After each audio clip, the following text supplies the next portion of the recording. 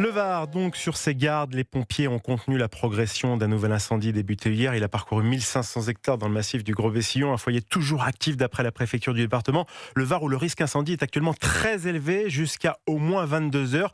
L'après-midi, on le savait, devait être décisive. Nous sommes ce soir avec le commandant William Vogle. Bonsoir mon commandant. Bonsoir. Alors vous êtes le directeur de la communication des pompiers du Var. Commandant, qu'en est-il en ce début de soirée là-bas où vous vous trouvez dans le Var ? Écoutez, je partage totalement le point que vous venez faire. La situation est très préoccupante sur le département du Var, notamment sur ce feu qui nous occupe depuis maintenant plusieurs jours et dont nous avons eu une réactivation qui a volé plus de 1500 hectares. À l'heure actuelle, ce sont plusieurs milliers de sapeurs-pompiers, plus de 1500 sapeurs-pompiers qui sont à pied d'œuvre, renforcés par un important balai aérien composé d'hélicoptères, de canadair et également d'appareils posant du retardant, donc notamment les Dash.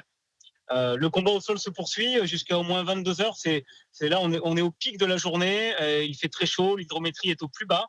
À l'heure actuelle, vous voyez, je regarde le thermomètre, on a plus de 42 encore.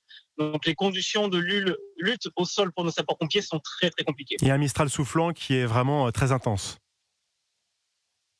Alors, il y a un Mistral soufflant qui, en termes de kilomètre-heure, n'est pas extrême, mais il est permanent. Il est permanent et vous savez, il n'y a pas besoin d'avoir beaucoup de kilomètres-heure de vent, tellement la situation est compliquée. Je le disais, cette chaleur intense et le fait que tous les végétaux soient desséchés, on est vraiment dans une sécheresse très importante. On le voit autour de nous, les herbes sont de toutes couleurs orange, c'est devenu de la paille dans les chemins, dans les champs, dans les fossés. Donc la moindre petite étincelle nous fait aboutir à des conditions catastrophiques comme ce qu'on est en train de faire aujourd'hui et de vivre. Et qu'en est-il, mon commandant, pour ce qui est des évacuations ? Est-ce que de nouvelles évacuations sont prévues ? À l'heure où je vous parle, de nouvelles évacuations ne sont pas encore prévues. Cependant, en milieu d'après-midi, monsieur le préfet du Var, en collaboration avec les différents maires et nos services, a élargi encore un petit peu la zone évacuée.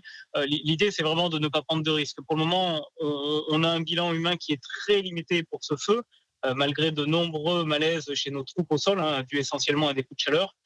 Donc, on a eu quelques évacuations préventives cet après-midi, mais ce soir, et je dis bien à l'heure où je vous parle, parce qu'on peut toujours être surpris, et en feu de forêt, le mot d'ordre, c'est vraiment l'humidité. Donc, pour l'instant, on n'a pas envisagé de nouvelles évacuations. Merci beaucoup. Je rappelle que vous êtes le porte-parole, le directeur de la communication des pompiers du Var. On était donc en compagnie du commandant William Vogle. Merci à vous, commandant, d'avoir répondu aux questions d'Europe 1.